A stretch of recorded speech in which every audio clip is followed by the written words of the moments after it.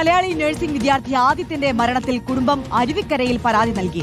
ബാംഗ്ലൂർ ഹെബ്ബഗോഡി പോലീസിന്റെ അന്വേഷണത്തിൽ കുടുംബം തൃപ്തരല്ല. ഇതോടെയാണ് കേരളത്തിൽ കൂടി പരാതി നൽകാൻ തീരുമാനിച്ചത്. പരാതി അരുവിക്കര പോലീസ് ജില്ലാ പോലീസ് മേധാവിക്ക് കൈമാറി. സ്വാന്തന സാജു വിവരങ്ങളുമായി ചേരുകയാണ്. സ്വാന്തന, വളരെ ഗുരുതരമായ ആരോപണങ്ങളാണ് ആദിത്യന്റെ മരണവുമായി ബന്ധപ്പെട്ട് ഈ അധ്യാപകൻ സന്ദീപിനെതിരെ കുടുംബത്തിനുള്ളത്. ഈ സന്ദീപിനെതിരെ പരാതി നൽകിയിട്ടും കർണാടക പോലീസ് നിസ്സംഗത കാണിക്കുകയാണ്. അതിന് പിന്നിൽ ഉന്നത രാഷ്ട്രീയ സ്വാധീനമാണ് എന്നൊക്കെയുള്ള വളരെ ഗുരുതരമായ പരാതികൾ ഈ കുടുംബത്തിന് മുന്നോട്ട് വെക്കാനുണ്ട്. ഈ സാഹചര്യത്തിലാണ് ബദൽ മാർഗങ്ങൾ ആദിത്യന്റെ കുടുംബം തേടിയിരിക്കുന്നത്, അല്ലേ?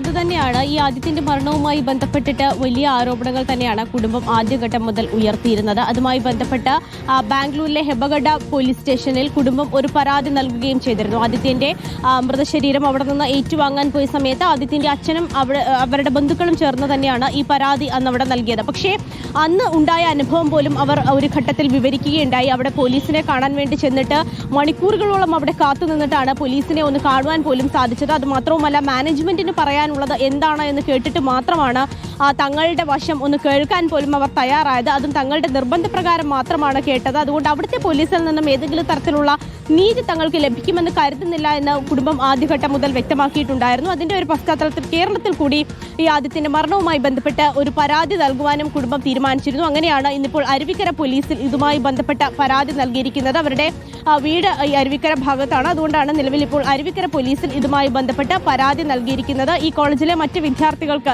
ഇവർ ആരോപണം ഉയർത്തുന്ന ഈ സന്ദീപ് എന്ന അധ്യാപകനിൽ നിന്ന് നേരിട്ടിരിക്കുന്ന മറ്റ് ദുരനുഭവങ്ങൾ അടക്കം വിവരിച്ചുകൊണ്ട് പല ആളുകളും കുടുംബത്തിലെ ആളുകൾക്ക് മെസ്സേജും അതുപോലെ തന്നെ ഇൻസ്റ്റഗ്രാമിലൂടെയൊക്കെ അവരെ ബന്ധപ്പെടാൻ ശ്രമിക്കുകയൊക്കെ ചെയ്തിരുന്നു. അപ്പോൾ ആ തെളിവുകളൊക്കെ കാണിച്ചുകൊണ്ടാണ് ഇത്തരത്തിലൊരു പരാതി നൽകിയിരിക്കുന്നത്. പക്ഷേ ഇതിലൊരു പ്രധാന പ്രശ്നമെന്ന് പറയുന്നത് അരുവിക്കര പോലീസിനെ സംബന്ധിച്ചിടത്തോളം നേരിട്ട് കേസെടുത്ത് ഈ ഒരു ഇത് അന്വേഷിക്കാൻ കഴിയില്ല. കാരണം ഈ സംഭവം നടന്നിരിക്കുന്നത് ബാംഗ്ലൂരിലെ ബൊമ്മസാന്ദ്ര എന്ന് പറയുന്ന സ്ഥലത്താണ് ഈ കോളേജ് ഉള്ളത്. അപ്പോൾ അവിടെയാണ് സംഭവം നടന്നത്. അതുകൊണ്ട് തന്നെ ഇവിടെ നിന്ന് അന്വേഷിക്കുന്നതിന് കേരള പോലീസിന് അതുമായി ബന്ധപ്പെട്ട ചില പരിമിതികളുണ്ട്.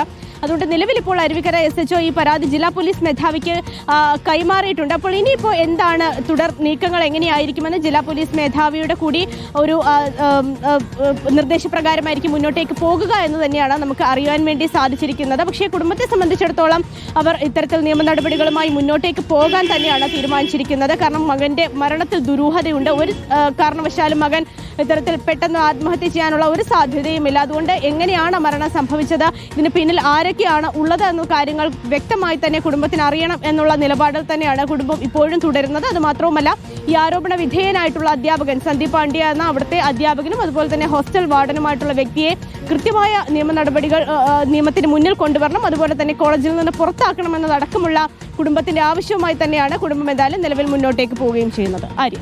ഓക്കെ, സ്വാന്തന സാജു ആണ് വിവരങ്ങൾ നൽകിയത്.